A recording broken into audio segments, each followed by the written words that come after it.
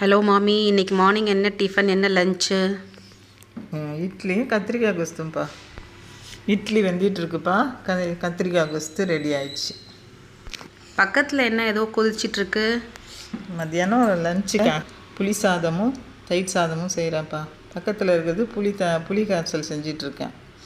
அது புளி நல்லா கோயில் புளி சாதம் மாதிரி வாசனைக்காக பொடி நல்லெண்ணெய் கொஞ்சம் நிறைய ஊற்றி நல்லெண்ணெய் பிரிஞ்சு வர்ற மாதிரி செஞ்சால் தான் அது நல்லாயிருக்கும், கெட்டு போகாமல் நல்லாயிருக்கும்.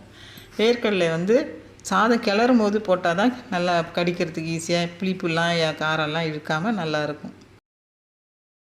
தொட்டுக்க உருளைக்கிழங்கு பச்சை பட்டாணி போட்டு செஞ்சுருக்கேன். சாதத்தை வடித்து ஆற வச்சு உதிரியாக ஆற வச்சு வச்சுருக்கேன். இப்போ தான் கிளற போகிறோம். அதில் எண்ணெய் இருக்கிறதுனால எண்ணெய்லாம் ரொம்ப வேண்டாம், ரொம்ப எண்ணெய் இல்லாமல் கிளறிட்டு மேலே வேர்க்கடலையை போட்டு கிளறினா நல்லாயிருக்கும், கிறிஸ்பியாக நல்லாயிருக்கும். இங்கே பால் வேறு ரெடியாக வச்சுருக்கீங்க, எதுக்காக?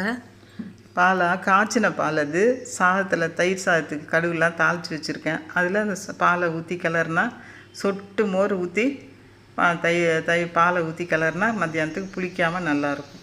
தயிர் சாதத்தில் கடுகு, பெருங்காயம், இஞ்சி, பச்சை மிளகா, கருவேப்பிலை போட்டு தாளித்து கிளறி வச்சுருக்கேன். இன்றைக்கி சனிக்கிழமை. பெருமாளுக்கு பிடிச்ச புளி சாதம், தயிர் சாதம் எல்லாம் ரெடி ஆகிடுச்சு. பிள்ளைங்களுக்கு செய்கிற மாதிரி பெருமாளுக்கும் செய்கிற மாதிரி ஆயிடுச்சு. அவருக்கு பிடிச்ச ஒரு ஸ்லோகத்தையும் உங்களுக்கு சொல்லிடுறேன்.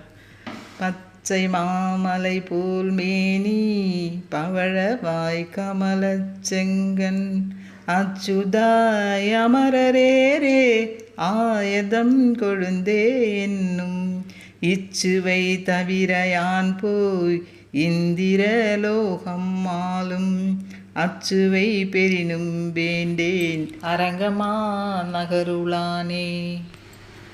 பெருமாள் பாட்டு ரொம்ப ரொம்ப சூப்பராக இருந்துச்சு. தேங்க்யூ.